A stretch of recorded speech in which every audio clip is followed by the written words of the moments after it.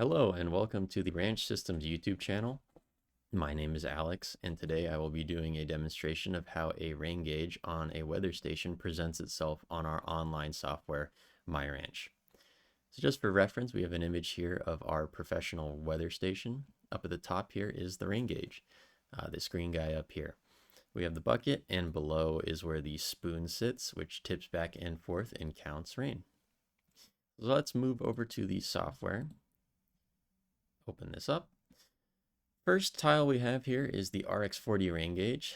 This number right here, 0.96 inches of rain since midnight. Got quite a bit of rain up here in Northern California. As you can see, here it is on the graph in a column.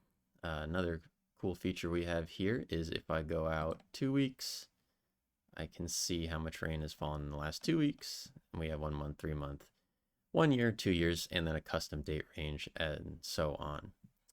So if I go to 12 hours and I select the hour, I can actually see how much rain has fallen per hour in the last 12 hours as I selected.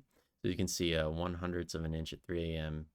We got 0.26 at 4 a.m., 0.36 at 5 a.m., and so on. As long as you highlight these columns, it will pull up the date.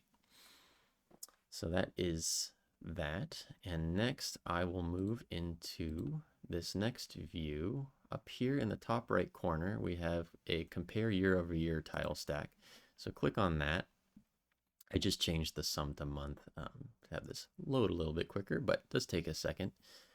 So on the left here, we have our legend and the corresponding year color-wise.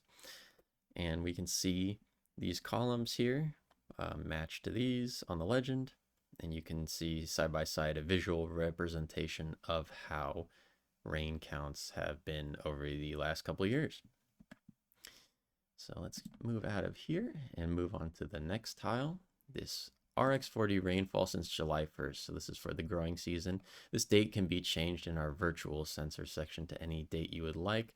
But if I go out 2 years, we can see over the year, the rain accumulates, and then tops out. Looks like in 2024, this rain gauge, which is on the roof of our office building, got 27.37 inches of rain. And then July 1st comes around and it resets back to 0. And then for the next year, counts up July 1st, resets back to 0. That is that tile. So next we'll move over to rainfall in the last 24 hours in inches. As you can see, this is set in a line graph. So in the last 24 hours, as we saw before, we will lead up to 0.96. If I go out a little bit, let's go out to the 1 month, we can see on October 9th, this is a 24-hour period here. We got 0.06 of an inch. So over 24 hours, it starts, drops out. On the 13th, we got around 0.5 inch. 24-hour period starts and then drops out, and so on.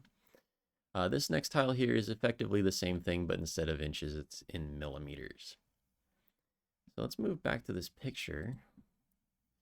So if you have one of these weather stations and you notice that it's raining outside and you are not getting rain counts online, just take a look inside of this bucket. It might be full of water.